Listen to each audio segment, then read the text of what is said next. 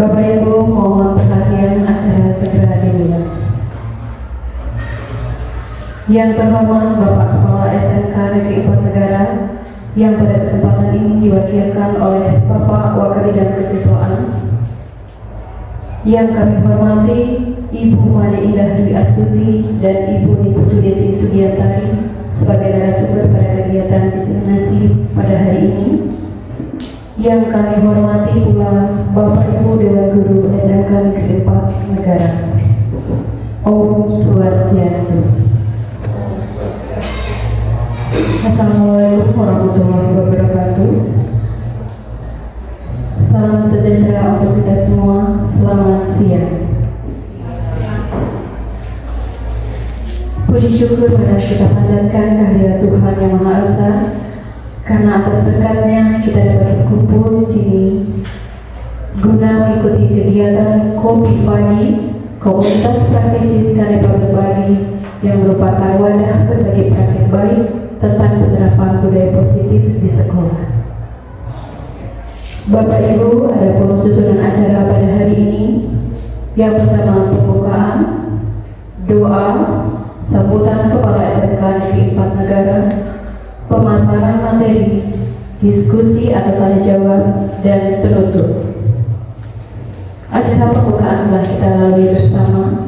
Selanjutnya untuk mengawali acara diseminasi ini, marilah kita berdoa bersama agar acara pada hari ini berjalan dengan lancar serta memperoleh hasil yang baik. Kepada Bapak Ibu, berdoa dipersilakan.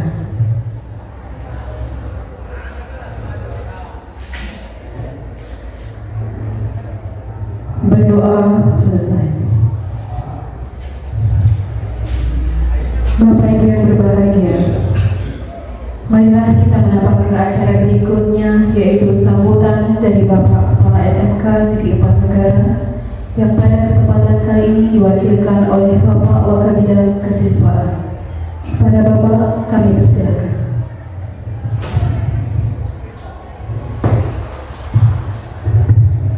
Terima kasih. Om Swastiastu. Assalamualaikum warahmatullahi wabarakatuh. Salam sejahtera untuk kita semua. Salam Namo Buddhaya Rahayu. Siang ini kita akan mendengar berbagi pemahaman dan pengalaman dalam mengimplementasikan budaya positif di lingkungan sekolah yang akan disampaikan oleh CGP Angkatan 11 dari Bu Indah dan Bu Desi.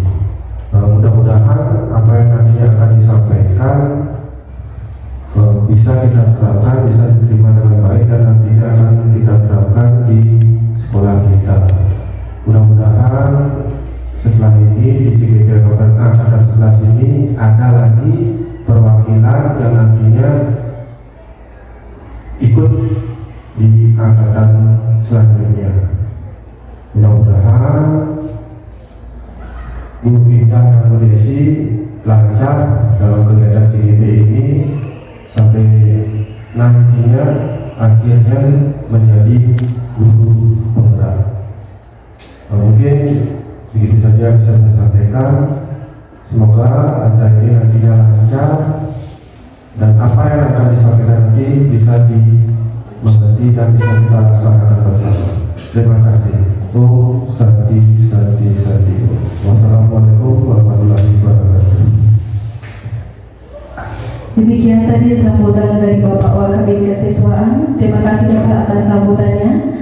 Baiklah Bapak Ibu yang berbahagia, selanjutnya marilah kita simak pemaparan materi dari Ibu Indah dan Ibu Desi mengenai berbagi pemahaman dan pengalaman dalam mengimplementasikan budaya positif di lingkungan sekolah. Kepada Bu Indah dan Bu Desi kami persilakan.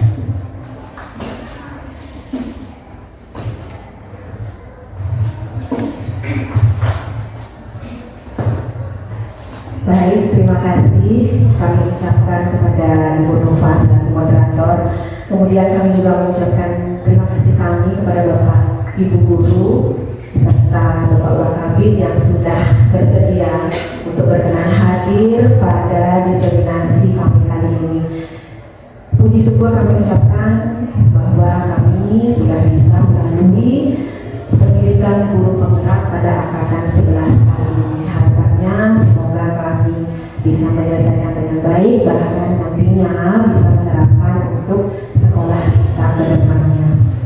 Nah, untuk selanjutnya mohon izin saya akan memperkenalkan CGP dari kami. Yang pertama saya Nimadi Indah Dwi Astuti, kemudian bersama dengan rekan saya yaitu Saya dengan Ibu Niputu Desi Suryakari, yang dalam kesempatan ini kami akan berbagi pemahaman dan pengalaman dalam mengimplementasikan budaya positif di lingkungan sekolah.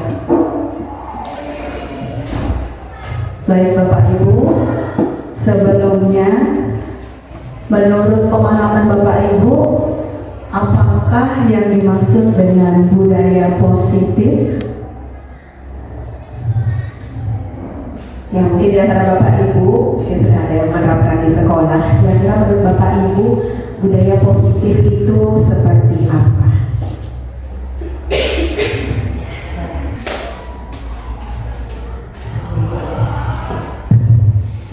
Ya, terima kasih Bu Ina dan Bu Desi. Jadi sebelumnya saya sudah pernah mendengar tentang budaya positif. Jadi menurut saya, simpel saya berpikir budaya positif itu merupakan nilai-nilai atau keyakinan-keyakinan yang positif yang kita terapkan di sekolah dan juga berpihak pada murid tentunya, guna membentuk karakteristik murid yang bertanggung jawab. Jadi bertanggung jawab dengan semua hal, baik itu dengan dirinya sendiri maupun dengan lingkungan di sekitarnya. Terima kasih. Baik, luar biasa sekali Bu Lia. Tepuk tangan untuk Bu Lia.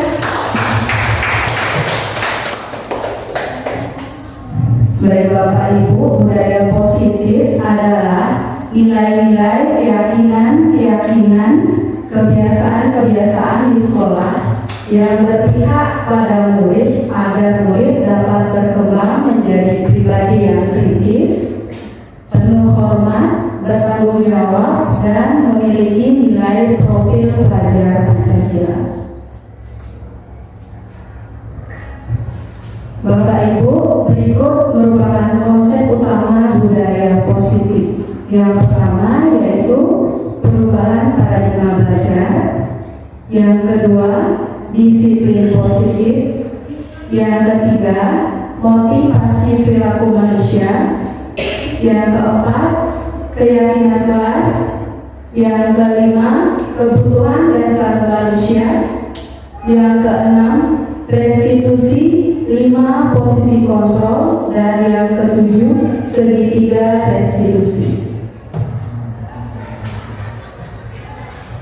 Ya, baik Bapak Ibu, tadi sudah disampaikan oleh Ibu Desi bahwa beberapa konsep budaya positif itu terdiri dari 7 bagian.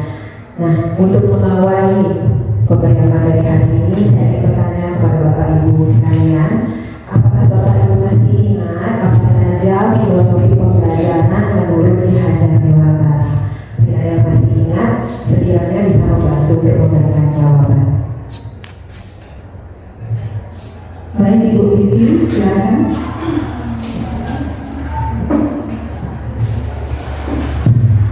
Terima kasih atas kesempatan yang diberikan kepada saya. Saya sedikit akan menjawab. Filosofi pembelajaran Ki Hajar Dewantara itu, guru diibaratkan sebagai petani dan siswa atau anak didik kita diibaratkan sebagai benih padinya. Sekian dan terima kasih. Baik, luar biasa. Tepuk tangan untuk Bu Vivi.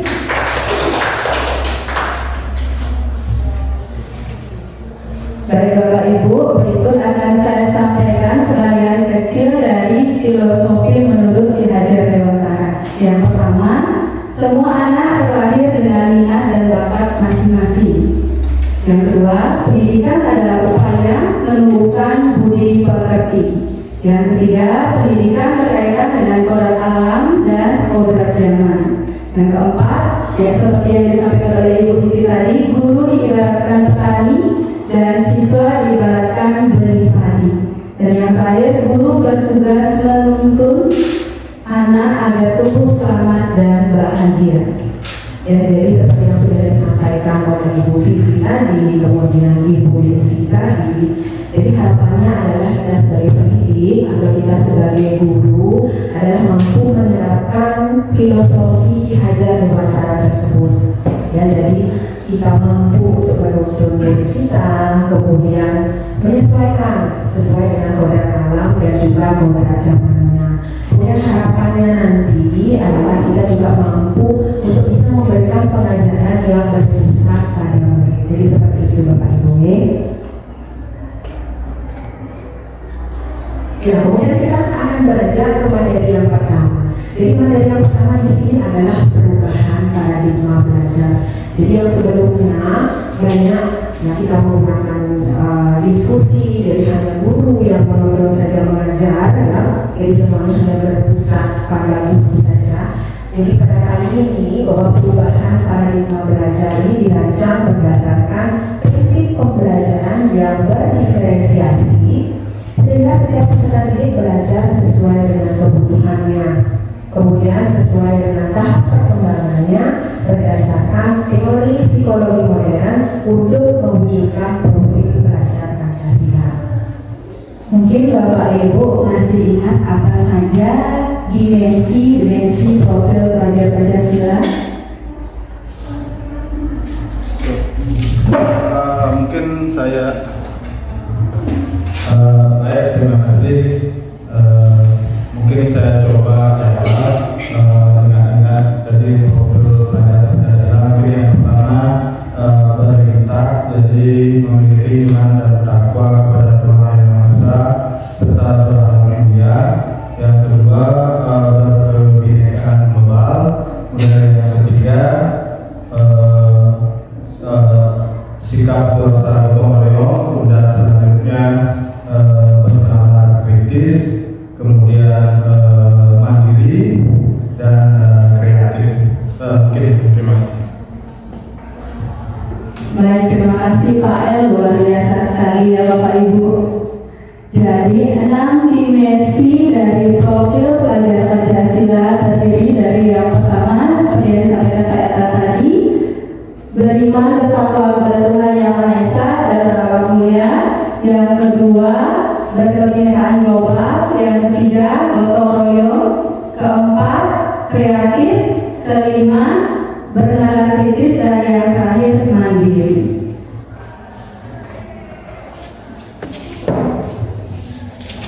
Ya, jadi kita sudah melewati materi yang pertama. Yang selanjutnya kita akan melanjutkan ke materi yang kedua, yaitu tentang disiplin positif. Nah, sebelum lanjut ke materi, saya juga ingin bertanya kepada Bapak Ibu. Mungkin ini disiplin sudah biasa kita laksanakan di sekolah. Nah, sekiranya Bapak Ibu mungkin ada yang masih mengingat kira-kira disiplin itu seperti apa. Kemudian Bapak Ibu juga bisa memberikan contoh-contoh tentang hal-hal yang berkaitan dengan disiplin. Ada Bapak Ibu yang ingin mencoba menjawab? Ya, silakan Ibu Evi.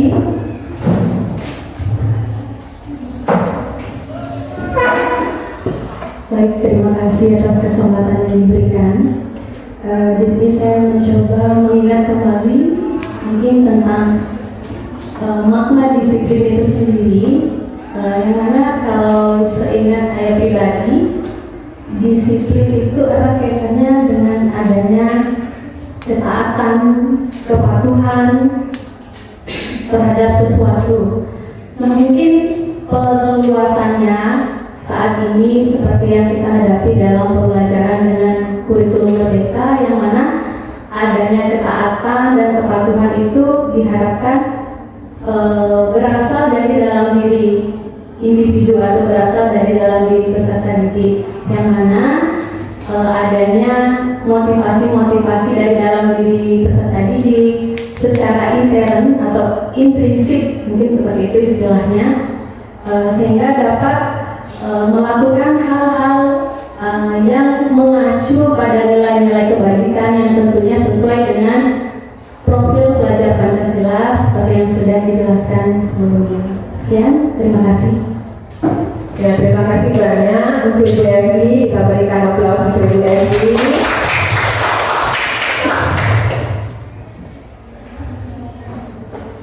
Jadi Bapak Ibu, dalam budaya makna kata disiplin dimaknai menjadi sesuatu yang dilakukan seseorang pada orang lain untuk mendapatkan kepatuhan, seperti yang disampaikan oleh Ibu Evi tadi. Kita cenderung menghubungkan kata disiplin dengan ketidaknyamanan. Untuk menciptakan murid yang merdeka, syarat utamanya adalah harus ada disiplin yang kuat. Disiplin yang dimaksud adalah disiplin diri yang memiliki motivasi internal. Sebagai pendidik, tujuan kita adalah menciptakan anak-anak yang memiliki disiplin diri sehingga mereka bisa berperilaku dengan mengacu pada nilai-nilai kebajikan universal dan memiliki motivasi intrinsik. Dalam membuat keyakinan, salah satu cara untuk memperoleh disiplin diri yaitu dengan membentuk budaya positif dan karakter kuat melalui pembiasaan-pembiasaan dan perilaku positif warga kelas. Setiap perilaku yang dilakukan di dalam kelas dapat menentukan terciptanya sebuah lingkungan yang positif.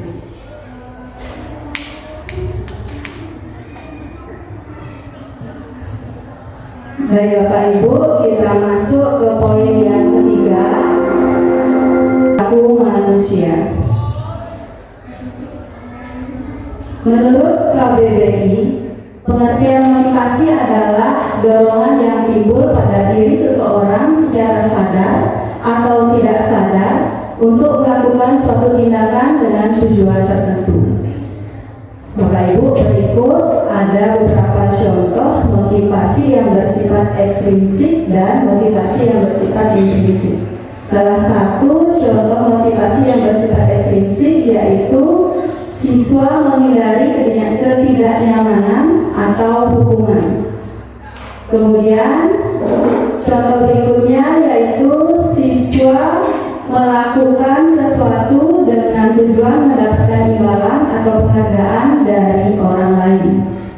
Kemudian contoh motivasi yang bersifat intrinsik yaitu siswa menjadi orang yang mereka inginkan dan menghargai diri sendiri dengan nilai-nilai yang mereka percaya. Ya, jadi tadi Ibu Desi sudah menyampaikan tentang motivasi intrinsik dan motivasi ekstrinsik. Jadi di sini di depan seperti yang Bapak Ibu sudah lihat bahwa ada konsep disiplin dengan identitas yang gagal dan juga ada identitas yang sukses. Jadi di sini untuk identitas yang gagal yaitu berupa hukuman. Ya semisal Bu Lia berdekat dengan Ibu Ode. Nah ya, mungkin selama ini kita tanpa berpikir panjang langsung memberikan hukuman. Ya, kalian berdua bertengkar, jadi saya hukum, hormat di depan tiang bendera. Ya, jadi seperti itu. Kemudian apa yang akan dimunculkan? Nah, ketika anak-anak dihukum, banyak hal yang atau identitas gagal yang akan muncul, seperti dia akan merasa takut, kemudian ada rasa tidak adil dalam dirinya, kemudian akan tidak jujur ya atau menyembunyikan kesalahan, ya tidak terbuka dengan kita sebagai guru. Kemudian untuk berikutnya di sini ada konsekuensi. Nah, konsekuensi misalnya di sini Ibu Iin ya tidak menggunakan sepatu hitam, ya, jadi pakai sepatu putih. Ya, jadi sesuai dengan konsekuensi, sesuai dengan peraturan sekolah apa yang akan terjadi jika tidak memenuhi aturan. Semisal, ya Ibu Iin nanti akan membersihkan ruangan kelas. Jadi ada konsekuensi ya dari kesepakatan yang sudah dibuat. Ya, jadi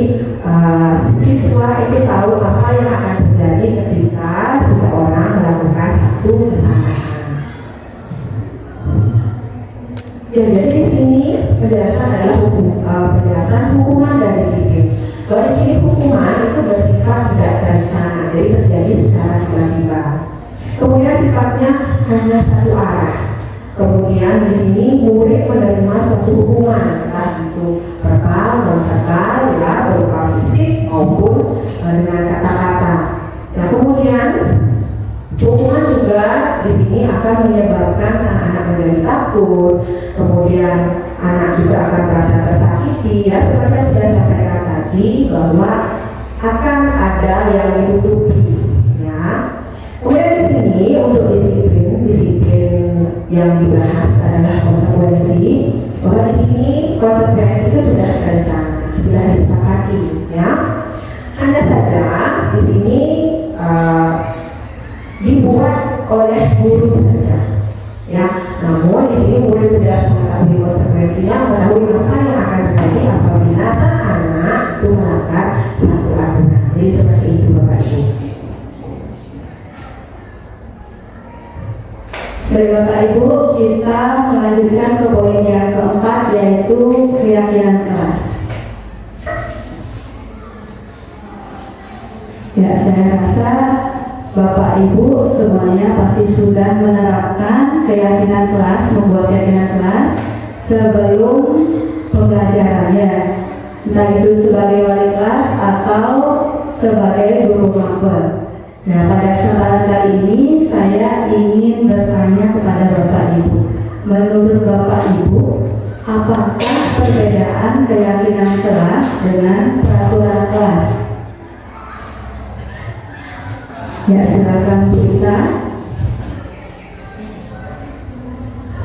Baik, terima kasih atas waktunya. Di sini saya ingin memaknai arti dari keyakinan kelas dengan peraturan kelas. Mungkin saya sendiri sebagai wali ya sudah melakukan yang namanya peraturan kelas kemarin dan juga keyakinan kelas. Di sini saya bisa mengambil makna kalau peraturan kelas itu merupakan peraturan yang dibuat oleh guru sendiri seperti itu, dan sifatnya itu saya rasa kurang fleksibel sehingga terkesan memaksakan pada siswa. Sedangkan kalau keyakinan kelas itu dibuat secara bersama-sama antara siswa dan guru dengan kesepakatan bersama, dan itu untuk difokuskan untuk menciptakan nilai positif di kelas tersebut, dan sifatnya fleksibel serta bisa memotivasi siswa untuk melakukan hal positif tersebut. Ya, baik, terima kasih Bu Ita. Tepuk tangan yang meriah untuk Bu Ita.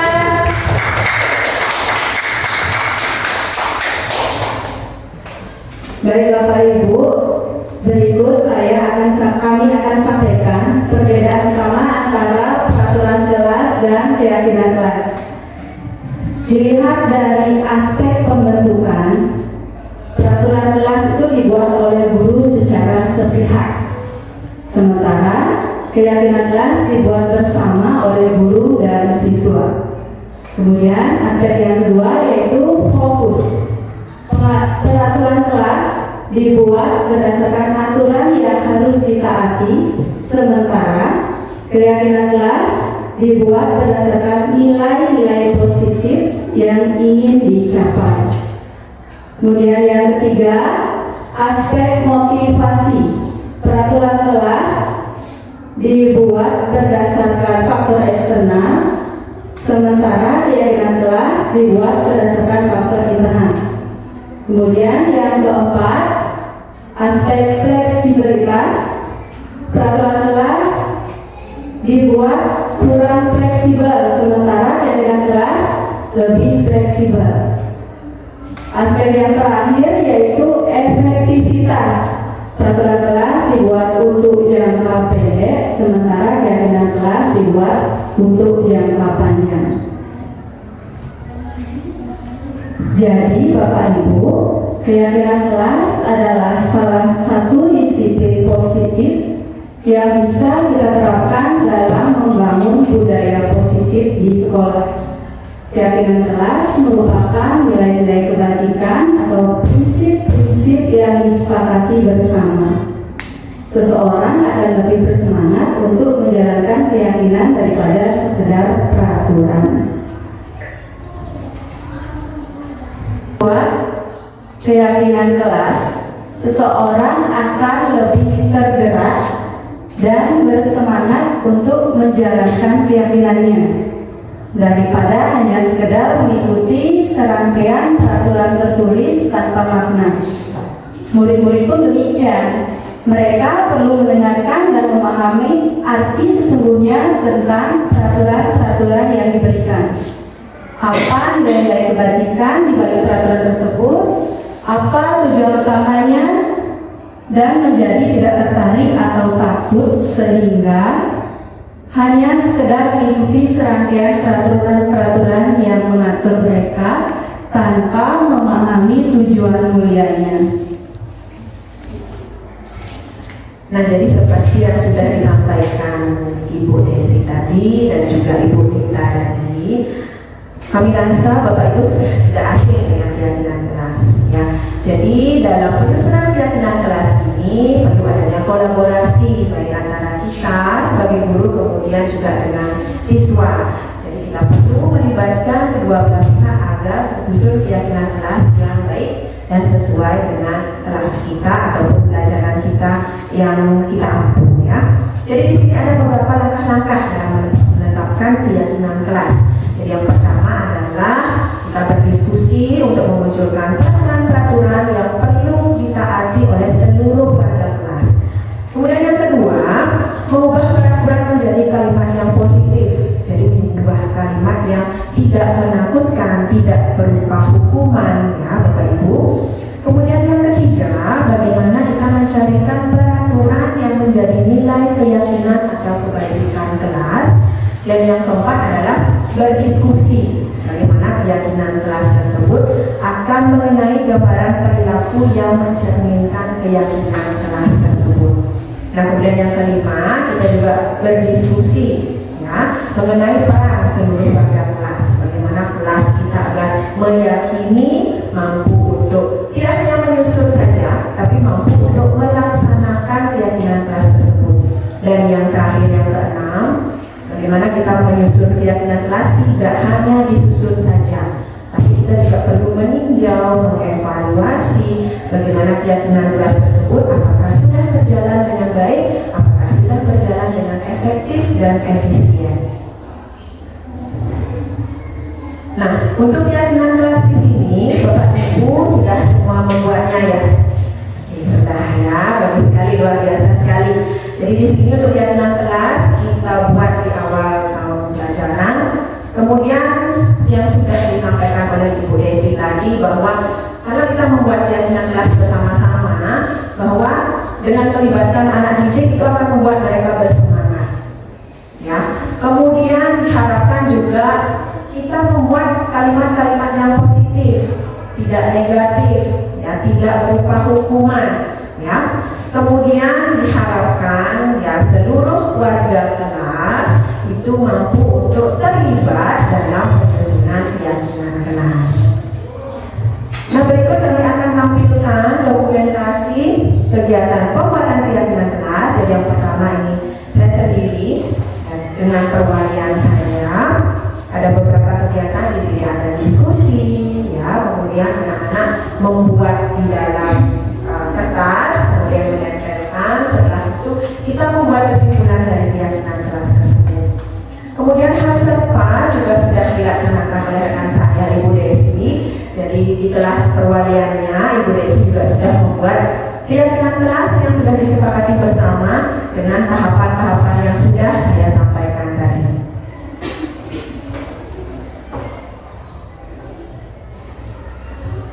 Baik Bapak Ibu, kita masuk ke poin yang kelima, yaitu kebutuhan dasar manusia. Bapak Ibu, kebutuhan dasar manusia terdiri dari 5 bagian. Yang pertama yaitu kebutuhan akan bertahan hidup. Yang kedua, kebutuhan akan kesenangan. Yang ketiga, kebutuhan akan penguasaan. Yang keempat, kebutuhan akan kebebasan. Dan yang kelima, kebutuhan akan merasa diterima. Sedikit saya paparkan dari masing-masing bagian kebutuhan dasar manusia, yaitu yang pertama, kebutuhan bertahan hidup. Kebutuhan ini bersifat fisiologis. Untuk bertahan kebutuhan hidup, misalnya seperti contoh kebutuhan akan kesehatan, kebutuhan akan rumah dan makanan. Kemudian yang kedua, kebutuhan untuk mencari kesenangan, bermain dan tertawa. Yang ketiga, kebutuhan akan penguasaan. Bagian ini berhubungan dengan kekuatan untuk mencapai sesuatu, menjadi kompeten, menjadi terampil, diakui atas prestasi dan keterampilan yang dimiliki. Yang keempat yaitu kebutuhan akan kebebasan, kebutuhan akan kemandirian, otonomi, memiliki pilihan dan mampu mengendalikan arah hidup. Yang kelima, kebutuhan akan merasa diterima, kebutuhan akan hubungan dan kebutuhan sosial, kebutuhan untuk memberi dan menerima kasih sayang, dan kebutuhan untuk merasa menjadi bagian dari suatu kelompok.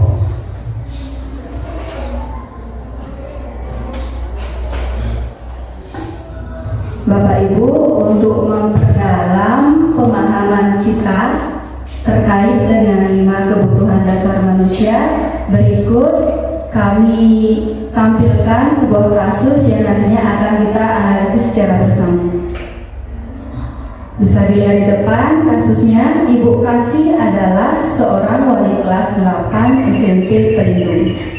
Pada saat jam istirahat makan siang, Ibu Kasih melihat salah satu murid bernama Amira sedang menangis sendirian di dalam kelas. Ibu Kasih kemudian menghampiri Amira dan mengajak Amira berbicara. Ternyata Amira menangis karena tadi Ali sempat mengejek Amira karena nilai ulangannya lebih rendah dibandingkan nilai yang didapatkan oleh Ali. Ya, baik Bapak Ibu, dari kasusnya sudah disampaikan oleh Ibu Desi bahwa kita akan menganalisis kasus ini bersama-sama berdasarkan kebutuhan dasar manusia. Jadi di sini pertanyaannya adalah, jika Bapak Ibu menghadapi situasi seperti Ibu Kasih, kira-kira apa yang akan Bapak Ibu lakukan? Kemudian, menurut Bapak Ibu, kira-kira apa alasan Ali sehingga melakukan hal tersebut? Jadi sekarang kita di sini bermain peran ya Bapak Ibu. Jadi Bapak Ibu sebagai Ibu Kasih, kira-kira apa yang dilakukan apabila menemui hal tersebut? Mungkin ada Bapak Ibu yang ingin memberikan tanggapannya? Ada? Ibu ingin mungkin mau memberikan tanggapan? Baik, terima kasih atas waktunya. Ya, jadi sekarang saya memposisikan diri sebagai Ibu Kasih ya. Jadi ibu yang penuh dengan kasih katanya ya. Oke, jadi kalau menghadapi kasus seperti ini, mungkin yang pertama saya akan mendatangi si Amiranya dulu.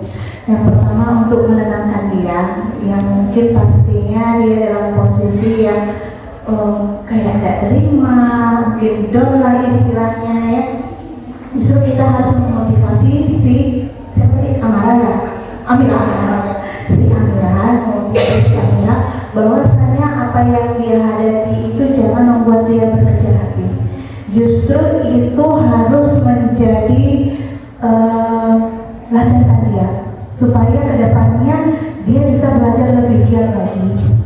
Dia bisa belajar lebih giat lagi, atau bahkan kalau berpikir ke arah positif, dia akan mendekati Ali bukan untuk membalas ejekannya, tapi minta tolong ke Ali supaya bisa belajar bersama, ya, belajar bersama. Nah, kemudian kalau alasannya si Ali, kalau ada dua sisi. Yang pertama, kalau kita berpikiran secara negatif, pasti si Ali ini maunya ngejek. Tapi kalau kita berpikiran secara positif, ini maksud Ali itu tidak jelek. Justru dia menjadi sebagai support untuk si Amira supaya kok kamu mau sih kalah kayak aku, harusnya kau bisa loh, atau ayo kita bersaing secara positif. Itu saja. Baik, terima kasih. Baik, terima kasih Bu Iin. Luar biasa sekali Bu Iin. Ya, silakan tepuk tangan untuk jawaban dari Bu Iin. Jadi sudah luar biasa jawabannya Bu Iin untuk menganalisis kasus yang ada di depan ya. Benar sekali, jadi ini merupakan tambahan di sini ya, bahwa jika kita dalam posisi ibu kasih, tentu saja kita harus melakukan ya, apa yang sudah disampaikan tadi. Kemudian di sini juga kita sebaiknya bertanya terlebih dahulu, kira-kira kenapa Ali melakukan hal tersebut atau apa alasannya sehingga dia melakukan hal tersebut ya. Oke, yang selanjutnya, nah ini juga sama, masih kita bermain peran. Nah di sini ada kaitannya dengan kebutuhan dasar manusia. Jika alasan Ali ya, hanya dia ingin iseng saja atau ingin melihat ekspresi temannya, kira-kira berdasarkan kebutuhan dasar manusia itu termasuk kebutuhan yang ingin dipenuhi yang bagian apa Bapak Ibu? Kebutuhan dasar tersebut, alasan Ali itu menurut saya dia ingin memenuhi kebutuhan atas dia diakui, ini pengakuan dari temannya bahwa dia itu hebat dengan mendapatkan nilai lebih besar daripada Almira dari dia. Jadi menurut saya kebutuhan untuk pengakuan diri seperti itu. Baik, terima kasih Bu Ita, luar biasa sekali. Ya terima kasih Bu Ita ya, tadi sudah disampaikan. Nah di sini bisa juga termasuk ya, tidak berarti salah, tapi itu juga bisa termasuk ke dalam kebutuhan yang ingin dipenuhi. Jadi di sini salah satu yang termasuk adalah kebutuhan kesenangan ya, senang mengganggu, senang iseng ya, kemudian ini dia temannya sedih, ini dia temannya melawan mungkin ya, jadi seperti itu. Kemudian yang berikutnya, nah kita masih nih menjadi bermain peran. Nah di sini jika alasan Ali di sini adalah merasa bangga karena bisa lebih hebat dari Amina. Wah saya lebih hebat. Nah kira-kira kebutuhan yang ingin dipenuhi oleh Ali ini kira-kira kebutuhan apa ya Bapak? Ada kesenangan, ada untuk kebutuhan hidup, mungkin ada kebebasan ya dan sebagainya. Kira-kira masuk yang mana ya Bapak Ibu? Ibu Lia, silakan. Iya, terima kasih atas kesempatannya. Jadi kalau melihat tadi yang pertama alasan Ali itu hanya untuk iseng, memang saya sepakat kalau itu kesenangan. Kemudian untuk yang kedua, kalau misalnya merasa bangga ini sepertinya kebutuhan untuk kebutuhan akan kekuasaan. Jadi dia ingin terlihat lebih dibandingkan teman-temannya. Mungkin dalam kasus ini dia ingin terlihat lebih pintar, lebih hebat dan ingin terlihat nilainya lebih besar daripada teman-teman yang lainnya. Mungkin seperti itu. Terima kasih. Ya, terima kasih ya Bu ya. Kita dong Bapak Ibu semuanya.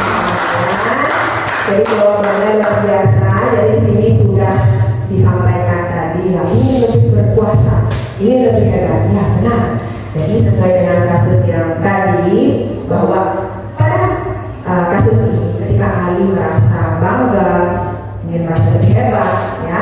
Jadi di sini dia kebutuhan yang dipenuhi adalah penguasaan. Ya, oke. Jadi Bapak Ibu sudah memahami ya tentang kebutuhan dasar manusia.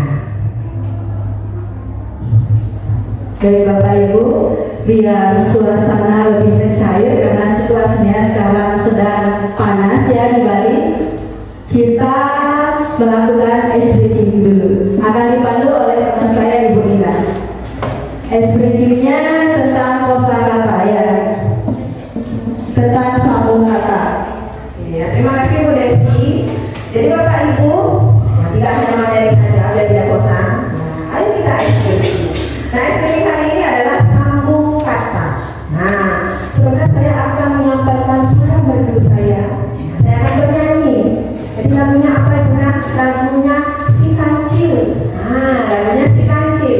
Ketika saya bernyanyi, ya, nanti sambung kata di sini saya akan Bapak Ibu akan menyambung kalimat atau menyambung kata, ya, setelah Bapak Ibu ditunjuk.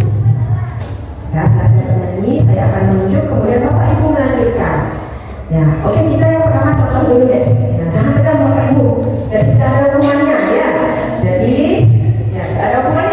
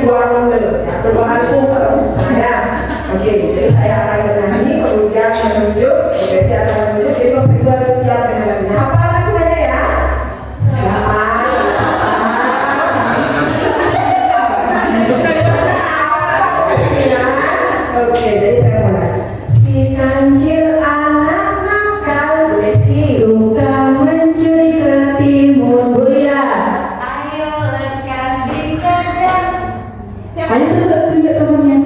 Jangan diberi amplop. Oke, sekarang yang kedua. Tadi masih ragu-ragu. Ya, bingung ya. Oke, yang selanjutnya. Sekarang rasanya lebih mudah siap. Oke. Saya akan ke sana. Pakai udang. Ini bisa mengisi mudah sih. Ya dari saya. Si kancil anak nakal, Bu ya. Suka mencuri ke timur pada sana. Lekas dikejar, Happy. Jangan diberi amplop. Oke. Ya, terima kasih Bapak Ibu. Silakan.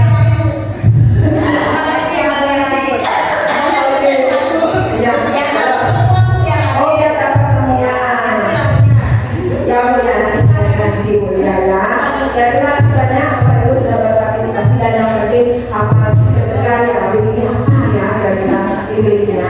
Ya, jadi kenapa kami menggunakan lagu si kancil? Ya, jadi di sini kita lihat dari lirik si kancil. Si kancil itu anaknya nakal, katanya. Ya, kemudian suka mencuri ke timun. Kemudian di sini Pak Tani, apa yang dilakukan Pak Tani ketika menemui si kancil yang mencuri ke timun? Diapakan? Ditangkap. Bikin sate, yang bikin sate, yang ditangkap. Kemudian ya, sate. Kemudian dikurung mungkin, ya. Mungkin pernah terlintas di pikiran Bapak Ibu. Kira-kira apa alasan si kancil untuk mencuri ke timun tersebut? Lapar. Oke. Apalagi mungkin ada alasannya kan? Kebutuhan untuk bertahan hidup. Benar sekali ya. Mungkin si kancil juga mau memberikan ke anak-anaknya. Bisa ya. Jadi seperti itu. Jadi di sini ya, dengan lagu si kancil ini kita mengatakan bahwa ketika murid memiliki masalah, kita tidak hanya memandang dari satu sudut saja, ya, tapi dari berbagai sudut, berbagai aspek, ya, kita bertanya alasan apa yang menjadi penyebab utama masalah tersebut. Nah, berdasarkan hal tersebut, kami akan menjelaskan teori berikutnya, yaitu tentang 5 posisi kontrol dan juga segitiga restitusi. Baik Bapak Ibu, 5 posisi kontrol restitusi. Yang pertama yaitu posisi penghukum. Yang kedua, posisi pembuat merasa bersalah. Kemudian yang ketiga, posisi teman. Yang keempat, posisi pemantau. Dan yang kelima, posisi manajer. Kalau Bapak Ibu di sekolah ketika menemui anak-anak yang membuat masalah, kira-kira posisi kontrol yang mana yang sering Bapak Ibu gunakan dalam mengatasi masalah siswa? Oke, ada yang jawab penghukum. Ada lagi? Teman. Ada yang jawab penghukum dan ada yang menjawab posisi sebagai teman. Ya, saya pun demikian Bapak Ibu, saya belum bisa menerapkan posisi yang kelima, yaitu posisi manajer, yang pada dasarnya dalam mengatasi permasalahan siswa kita harus mampu memposisikan diri sebagai manajer. Nah, jadi biar Bapak Ibu dikasih tentang posisi-posisi kontrol tersebut. Jadi di sini saya akan menyampaikan beberapa pengertian, ya, mulai dari posisi penghukum sampai ke posisi manajer. Jadi sekiranya mana yang sebaiknya kita terapkan dalam menghadapi permasalahan, ya, baik dengan kita dengan siswa maupun siswa dengan temannya juga. Jadi pertama di sini adalah posisi penghukum. Jadi di sini posisi guru itu biasanya menyalahkan murid. Ya, di sini ketika murid melanggar, baik itu kesepakatan atau keyakinan maupun aturan di sekolah, jadi langsung menyalahkan murid, langsung memberikan hukuman tanpa bertanya alasan murid tersebut.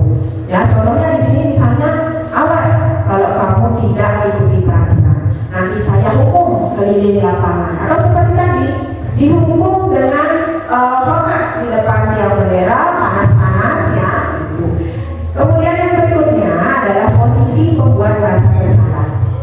Jadi posisi ini biasanya guru berbicara dengan nada cenderung lembut, tenang ya, namun terkadang kata-katanya sungguh menyakitkan hati. Jadi di sini contohnya ketika murid melakukan kesalahan, ibu kecewa dengan apa yang kamu lakukan, ya, ibu sedih ya, dengan apa yang masalah yang sudah kalian buat. Nah, kemudian posisi yang berikutnya adalah posisi teman. Nah, ini sering sekali ya, yang mungkin kita terapkan sehari-hari. Jadi di sini posisi teman, di sini kita bersikap ramah, ya, bersuara lembut dan cenderung untuk bersenda gurau dengan murid, tertawa bersama dengan murid. Namun, ya, dari sisi negatifnya adalah anak-anak akan bergantung pada kita. Ya, jadi kesannya seperti menyepelekan. Ya, kemudian, ya, contohnya di sini, ibu akan bantu, tidak apa-apa, tidak masalah. Ya, ya sudah, untuk kali ini ibu maafkan. Ya, jadi seperti itu. Kemudian posisi berikutnya adalah posisi pemantau. Nah, untuk posisi ini sendiri, guru hanya datang saja, hanya melihat saja, memantau ya apa yang dilakukan anak-anak. Kemudian di sini ya contohnya adalah kamu ingat aturannya seperti apa? Apa yang sudah kamu lakukan? Ya hanya seperti itu, memantau saja dengan datar tanpa ada emosi. Dan yang terakhir, nah dari sekian posisi ini, yang ideal adalah posisi manajer. Guru tidak marah, suaranya netral, ya. Kemudian tidak emosional, ya, tidak terlalu ramah juga, jadi dalam posisi yang seimbang. Kemudian dengan tulus, ya, seorang guru mengajukan pertanyaan bermakna yang membuka pikirannya. Nah, contohnya, anak-anak, apakah masih ingat dengan keyakinan kelas kita? Apa yang menjadi alasan sehingga kamu berbuat seperti itu? Ya, kemudian mari kita pikirkan rencana atau solusi bersama-sama. Jadi di sini berdasarkan posisi 5 kontrol ini, harapannya adalah kita mampu untuk menerapkan posisi manajer. Ya, dengan harapan kita bisa menemukan solusi bersama, anak tidak lupa dengan keyakinannya, ya, sehingga nanti tidak akan terulang lagi kesalahan yang sama. Memang berasal dari dirinya sendiri atau intrinsik, ya, sehingga bertahan dalam jangka waktu yang lama.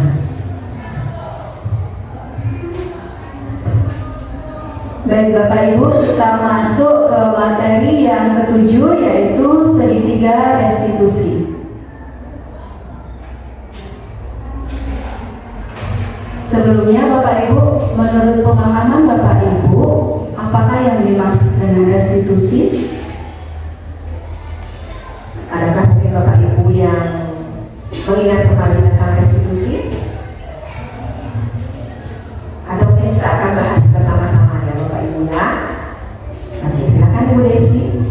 Baik Bapak Ibu, restitusi adalah proses menciptakan kondisi bagi murid untuk memperbaiki kesalahan mereka sehingga mereka bisa kembali pada kelompok mereka dengan karakter yang lebih kuat.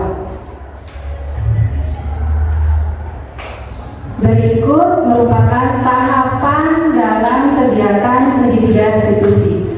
Ya, pada segitiga restitusi ada 3 tahapan. Yang pertama yaitu menstabilkan identitas, yang kedua validasi tindakan yang salah, dan yang ketiga menanyakan keyakinan. Pada tahap pertama, menstabilkan identitas, ini merupakan bagian dasar dari segitiga restitusi yang bertujuan untuk mengubah identitas anak dari orang yang gagal karena melakukan kesalahan menjadi orang yang sukses. Anak yang melanggar peraturan karena sedang mencari perhatian adalah anak yang sedang mengalami kegagalan. Kemudian yang kedua yaitu validasi tindakan yang salah.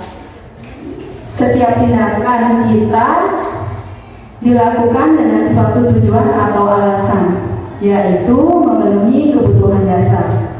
Kemudian tahapan yang ketiga yaitu menanyakan keyakinan. Ketika langkah 1 telah tercapai dan tingkah laku yang salah telah divalidasi pada langkah 2, maka anak akan siap untuk dihubungkan dengan nilai-nilai yang dia percaya dan berpindah menjadi orang yang dia inginkan. Nah, jadi Bapak Ibu, tadi beberapa materi yang sudah kami sampaikan terkait dengan segitiga restitusi, ya, ada validasi, kemudian menstabilkan, kemudian ada tentang keyakinan juga. Jadi di sini kami akan menayangkan 2 video, yaitu terkait dengan segitiga restitusi. Jadi di sini untuk yang kasus yang pertama, seperti yang Bapak Ibu lihat di depan, bahwa terkait dengan tatanan rabun yang tidak sesuai dengan ketentuan. Jadi di sini kasusnya adalah Sonia merupakan salah satu siswa kelas 11 AK2 yang 2 hari terakhir ini terlihat sering mendapat teguran karena rambutnya tidak rapi dan tidak sesuai aturan. Kemudian rambutnya pun sering tidak dijaring dan tidak menggunakan pita. Beberapa kali sempat diberikan peringatan namun belum ada perubahan. Ya, kemudian menindaklanjuti kasus tersebut, saya selaku wali kelas di sini memanggil Sonia untuk mengetahui alasan mengapa Sonia melakukan hal demikian. Jadi di sini kami berdua akan menampilkan video kami masing-masing terkait dengan pelaksanaan 3 tahap segitiga restitusi.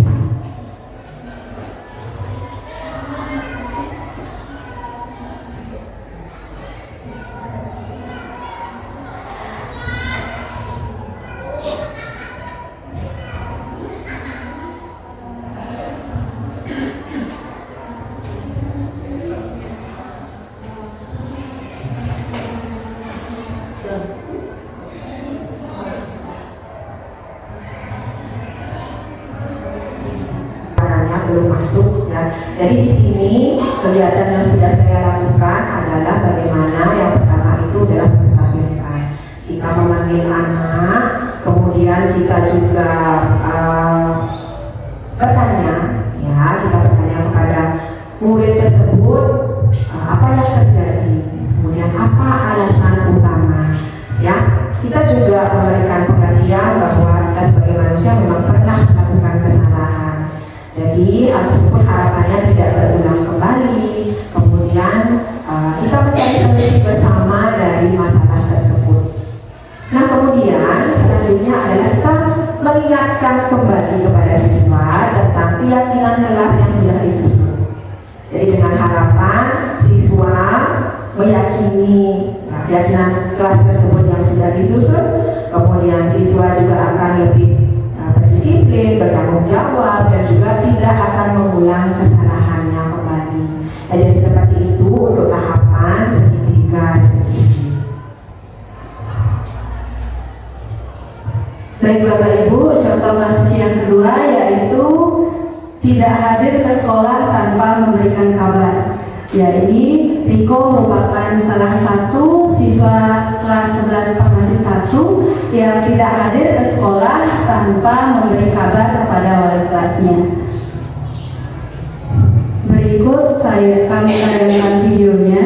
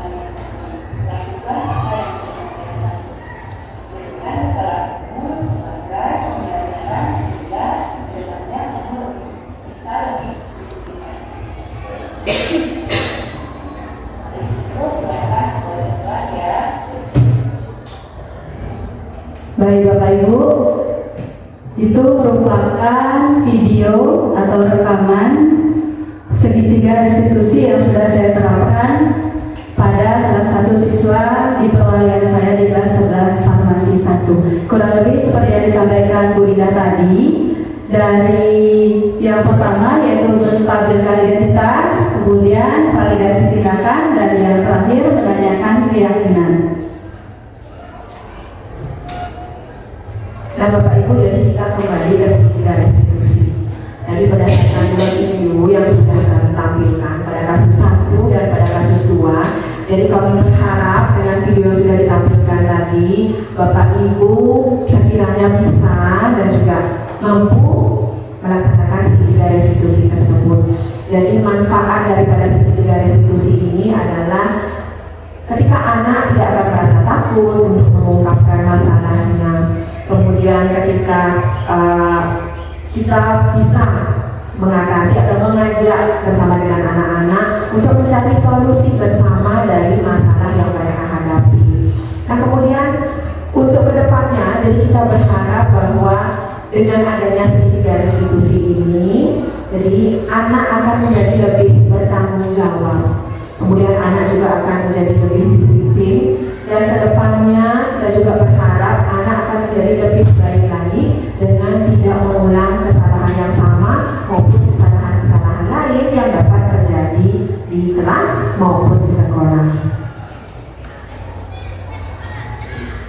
Nah Bapak Ibu, sekian yang dapat kami berdua sampaikan.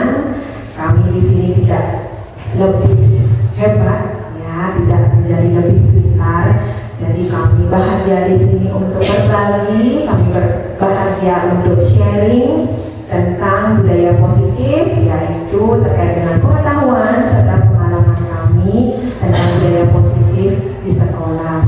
Dan kami juga mohon maaf apabila ada tutur kata kami yang kurang berkenan ataupun ada yang kurang dipahami, kami juga mohon maaf. Sekian yang dapat kami sampaikan.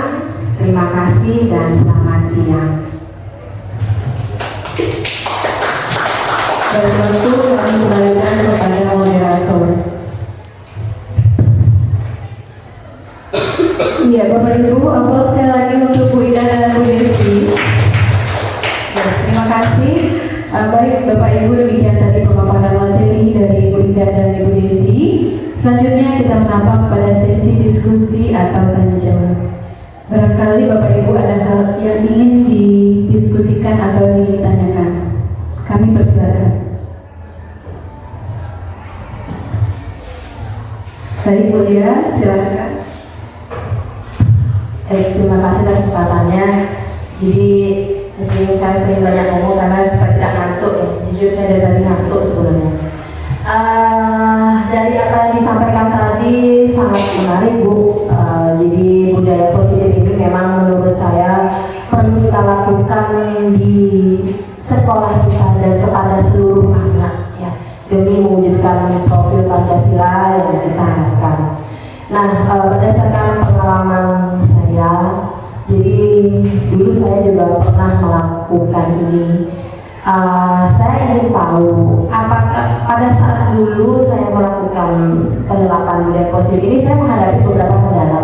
Jadi pada saat membuat keyakinan kelas, kemudian pada saat melakukan segitiga restitusi juga banyak kendala yang saya hadapi. Saya ingin tahu dari Ibu Indah dan Bu Desi, apakah Ibu Indah dan Bu Desi juga mengalami hal yang sama dengan saya? Kemudian apakah kendala yang dihadapi sama seperti yang saya hadapi atau tidak? Kemudian bagaimana cara Ibu untuk menghadapi kendala-kendala tersebut? Mungkin sedikit tanggapannya Bu, terima kasih. Baik Bu, ya luar biasa sekali pertanyaannya Bu ya.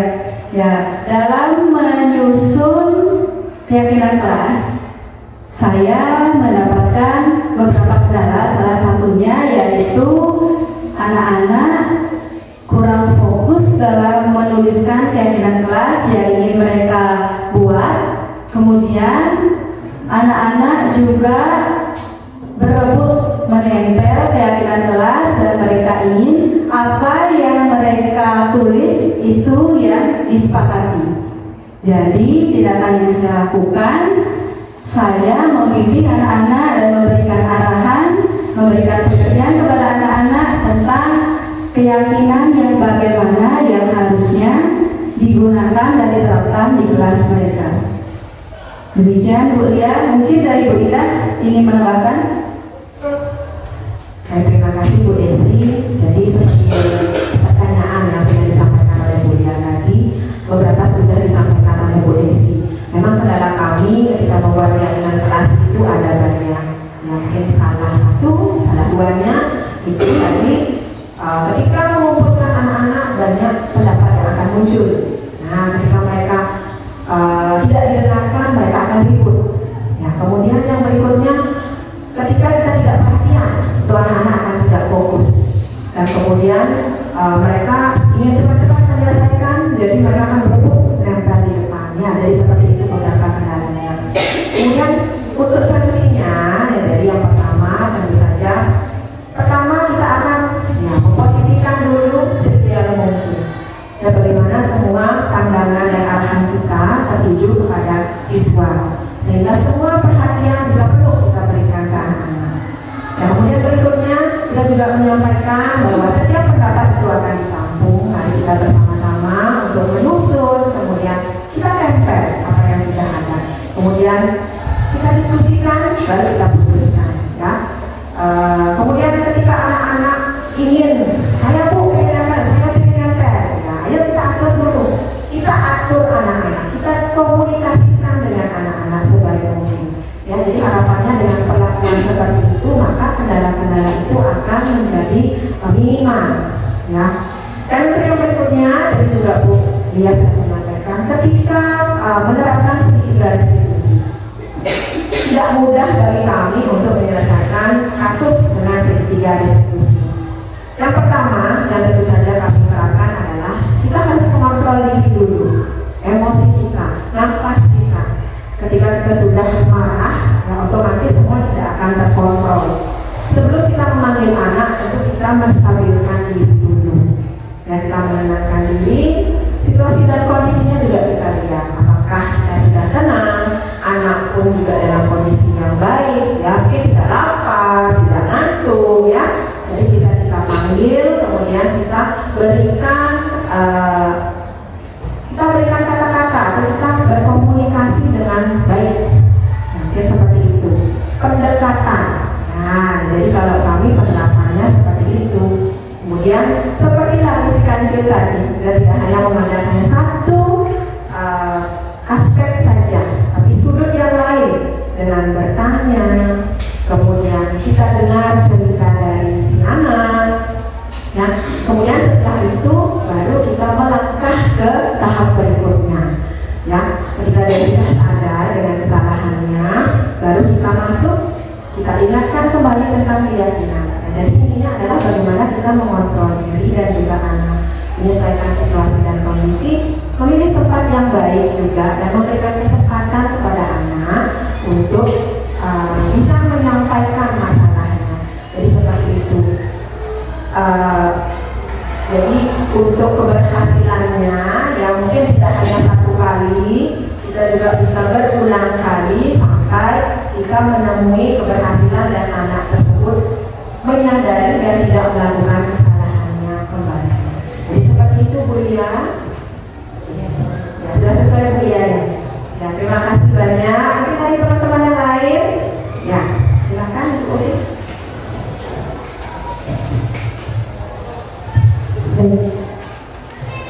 Terima kasih atas kesempatannya. Sebenarnya dari tadi saya sangat tertarik dengan benda ini.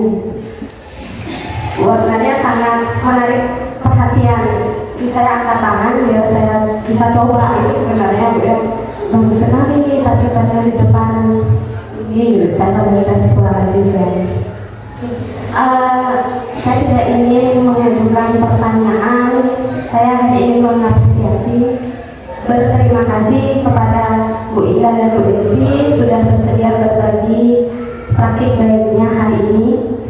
Dari apa yang sudah Bu Ida dan Bu Desi sampaikan tadi terkait dengan posisi kontrol restitusi, ya kalau tidak salah, kalau saya sambungkan kembali dengan apa yang sudah saya lakukan selama menjadi wali kelas, ternyata saya tidak bisa menjadi salah satu atau salah duanya. Saya menerapkan ke semuanya ternyata bukan berdasarkan teori atau materi yang Ibu sampaikan tadi.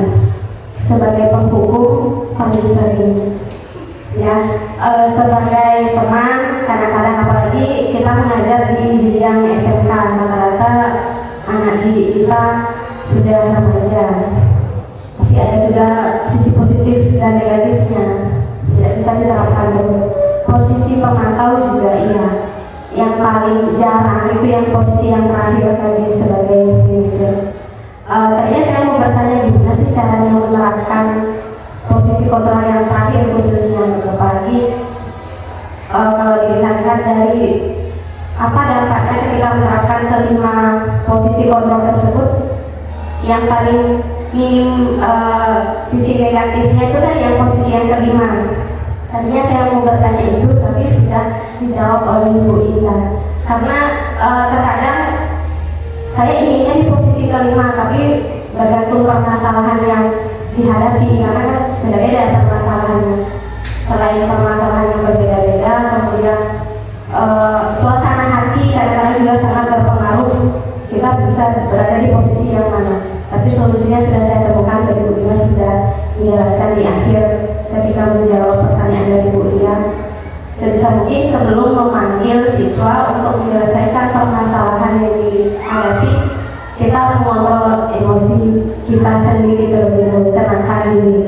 Ya, karena biasanya saya dapat info ada masalah langsung panik, langsung diselesaikan. Jatuhnya malah jadi penghukum, kadang membuat merasa bersalah. Kalau yang posisi teman itu rata-rata lebih merasa diri tidak dihargai sekali oleh siswa-siswa, lebih berlaku seenaknya gitu. Bagaimana pun mereka maunya sesuka hati mereka gitu. Jadi terima kasih, semoga hal serupa seperti hari ini bisa terjadi kembali, bisa berbagi hal-hal positif dan baik lainnya. Semangat mengikuti pendidikan guru penggerak angkatan 11. Semoga sukses dan bisa terus berbagi. Terima kasih.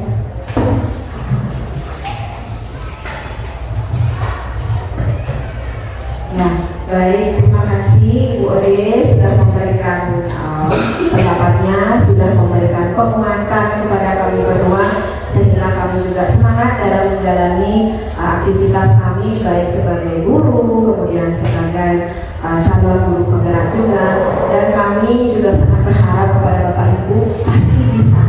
Nah, jadi kesulitan ini akan bisa teratasi karena kita yakin kita bisa, dan kita juga bisa lakukan berulang-ulang.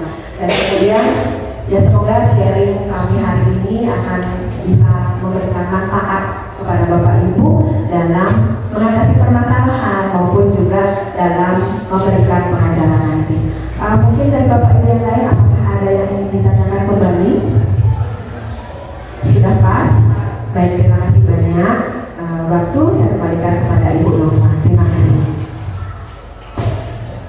Ya, Bapak Ibu yang berbahagia, demikian kegiatan berbagi pemahaman dan pengalaman dalam mengimplementasikan budaya positif di lingkungan sekolah. Terima kasih kepada Bu Ida dan Bu Desi. Ya, jadi banyak hal yang dapat kita peroleh dari kegiatan ini sesuai dengan catatan saya di sini ya. Jadi di mana budaya positif di sekolah adalah suatu upaya untuk menciptakan suasana yang nyaman, aman dan menyenangkan bagi semua warga sekolah. Di mana menanamkan nilai-nilai positif seperti saling menghormati, kerjasama, tanggung jawab dan disiplin dalam kehidupan sehari-hari di sekolah, yang tujuannya adalah untuk mengembangkan karakter siswa, menjadi pribadi yang lebih baik serta meningkatkan kualitas pembelajaran. Sehingga untuk menerapkan budaya positif di sekolah diperlukan komitmen dari semua pihak, termasuk guru, siswa, orang tua, dan staf sekolah. Bapak Ibu yang berbahagia, mengakhiri acara hari ini tak lupa saya selaku moderator mengucapkan terima kasih atas perhatian dan partisipasi Bapak Ibu dalam kegiatan ini. Tidak lupa juga saya memohon maaf apabila ada tindak dan tutur saya yang kurang berkenan selama memandu acara pada hari ini. Karena tadi para narasumber sudah bernyanyi tentang kancil, jadi saya selaku moderator akan menyampaikan pantun ada sedikit kancilnya. Boleh Bapak Ibu ya? Boleh Bu. Pisau diasah buat bertani, di bawah kancil naik pedati. Selesai sudah acara hari ini, terlihat kecil namun memberi arti. Ya, Bapak Ibu, saya akhiri dengan para santi. Om Santi, Santi, Santi. Om. Wassalamualaikum warahmatullahi wabarakatuh. Salam sejahtera dan selamat sore.